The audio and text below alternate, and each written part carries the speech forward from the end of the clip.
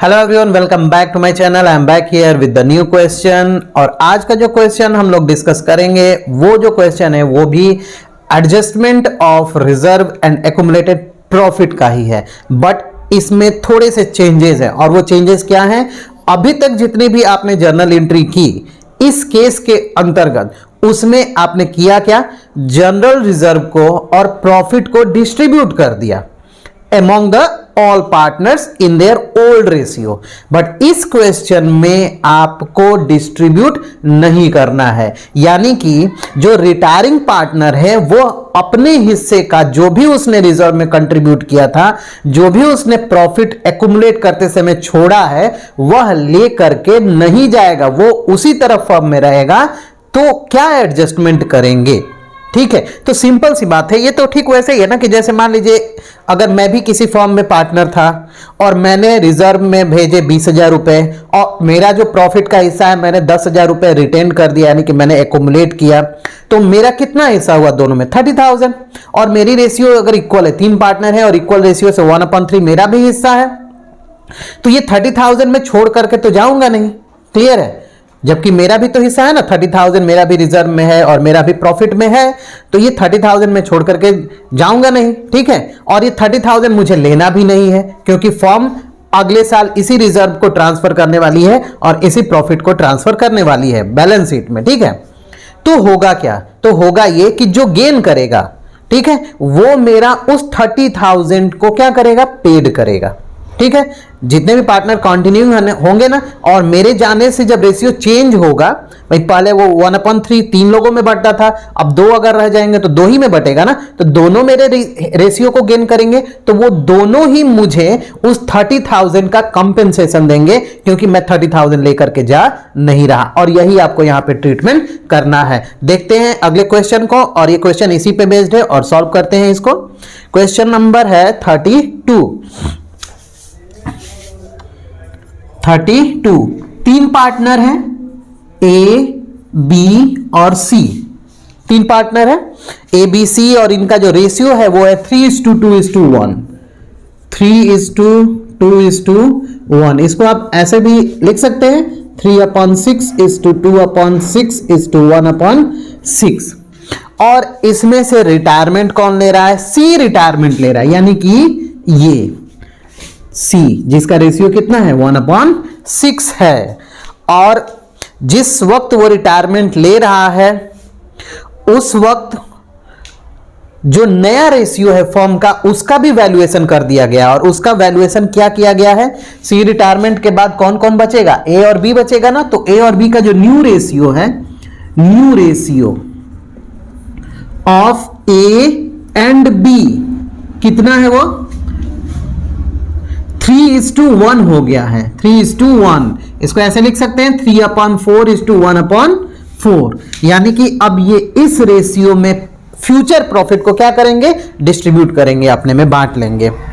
अब इस क्वेश्चन में कह रहा है कि आप इफेक्ट को रिकॉर्ड करिए, यह मानते हुए कि आप दिए गए रिजर्व, दिए गए प्रॉफिट और दिए गए एडवर्टाइजमेंट सस्पेंस अकाउंट की वैल्यू को प्रभावित नहीं करेंगे, यानी कि उसको टच नहीं करेंगे, डिस्टर्ब नहीं करेंगे। तो इफेक्ट को आप रिकॉर्ड करना है उस वक्त जिस वक्त सी रिटायरमेंट ले रहा है।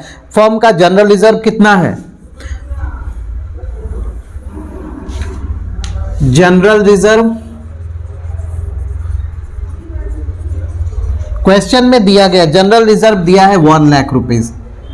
तो एक बात तो तय है ना कि इस 1 लाख रुपीज जनरल रिजर्व में ये तीनों पार्टनर ने कंट्रीब्यूट किया होगा अपने रेशियो में, केवल ए और बी ने तो कंट्रीब्यूट नहीं किया होगा ना। लेकिन अब सी रिटायरमेंट ले रहा है और सी अपने उस हिस्से को जो इसमें इसने लगाया है वो लेकर के नहीं जाएगा। यही तो यहां पे क्वेश्चन है, ये लेकर के नहीं जाएगा। तो भाई क्या होगा? ए और बी इसका हिस्सा जो इसमें है ना वो पेड करेंगे। कैसे पेड करेंगे? देखिए यहां पे जनरल रिजर्व 1 लाख रुपीज है, प्रॉफिट एंड लॉस दिया गया है यहां पे 45,000, लिख लेते हैं प्रॉफिट एंड लॉस 45,000। ठीक है, ये दोनों जो होते हैं वो क्रेडिट बैलेंस होते हैं, ये एक प्रकार का प्रॉफिट का ही हिस्सा होता है। ये तो प्रॉफिट ही है जिसको एक्युमुलेट किया गया है, और ये रिजर्व जो है वो भी प्रॉफिट से ही क्रिएट किया गया है, तो ये दोनों एक तरह से प्रॉफिट ही है। तो इन दोनों को ऐड कर देते हैं, 1,45,000 हो जाएगा।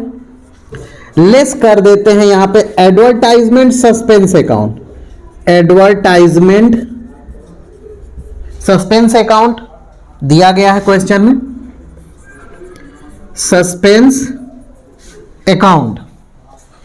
अब ये कितना है 25,000, ये एक प्रकार का लॉस होता है, इसको राइट ऑफ कर देंगे तो कितना बचेगा 1,20,000, यानी कि ये 1,20,000 अभी तक हम लोग क्या करते आ रहे थे, जो भी रिजर्व था बांट दे रहे थे, जो भी प्रॉफिट था वो भी बांट दे रहे थे, जो लॉस था वो एडजस्ट कर दे रहे थे पार्टनर के कैपिटल से।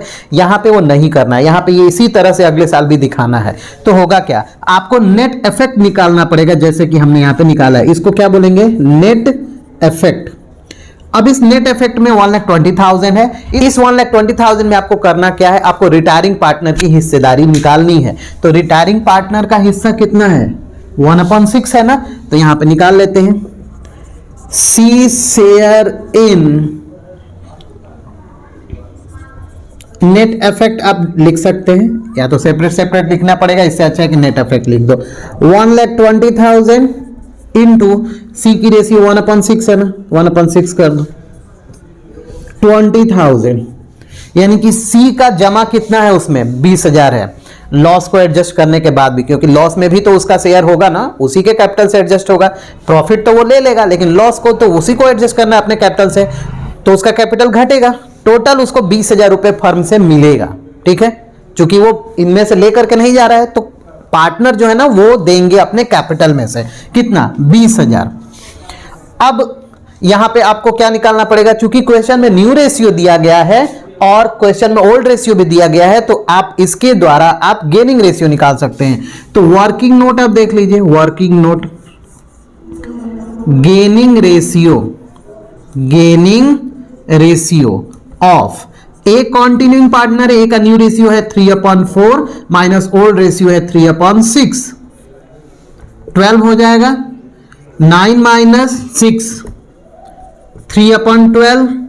बी का कितना होगा, बी का new ratio 1/4 minus old ratio है 2/6, 12, 3 माइनस 4 1/12। यहां देख रहे हैं कि ये जो है गेन यहां कर रहा है और ये यहां पे सेक्रीफाइस कर रहा है, यानी कि बी जो है सी के जाने के वजह से जब रेशियो में चेंजेज हो रहे हैं ना, रेशियो का रिकॉन्स्टिट्यूशन किया जा रहा है, फॉर्म को रिकॉन्स्टिट्यूट किया जा रहा है सी रिटायरमेंट के बाद, तो बी जो है वो भी सेक्रीफाइस कर रहा है। वो कितने से कर रहा है 1/12 से, तो उसका फ्यूचर प्रॉफिट में तो 1/12 रेशियो से कमी आएगी ना, और उसने पास्ट में जमा जो किया है उसका नेट इफेक्ट क्या है 1,20,000, तो वो 1,20,000 का 1/12 अपना वापस लेगा ना। ठीक है, तो अब क्या, क्योंकि भाई ये तो जो क्रिएट किया गया वो पास्ट रेशियो में किया गया और फ्यूचर में वो 1/12 का सेक्रीफाइस करेगा, तो इसका 1/12 निकाल लीजिए, क्या होगा B share in net effect 1,20,000 into 1/12 कितना आएगा 10,000, यानी कि यहां पे बी को 10,000 मिलेगा और सी को 20,000। And who will pay here A, because A is a gaining partner only, so A का कैपिटल डिक्रीज होगा। क्या एंट्री करेंगे, एंट्री मैं यहां कर दे रहा हूं, ए का कैपिटल डिक्रीज होगा, तो कैपिटल जब भी डिक्रीज होता है तो डेबिट में चला जाता है, क्योंकि फॉर्म की लायबिलिटीज घट रही होती है। As capital account debit to किसका कैपिटल में जमा हो रहा है, किसके कैपिटल में जमा हो रहा है, तो सी और बी के कैपिटल में जमा हो रहा है, दोनों का कैपिटल इंक्रीज होगा ना, तो फॉर्म की लायबिलिटीज उनके प्रति बढ़ेगी, तो फॉर्म का लायबिलिटीज जब भी बढ़ेगा तो हम क्रेडिट करेंगे। क्या लिखेंगे, to C's capital account to B's capital account, कितना 20,000 सी के अकाउंट में एंड 10,000 बी के अकाउंट में, टोटल ए कितना देगा 30,000। So this question is done.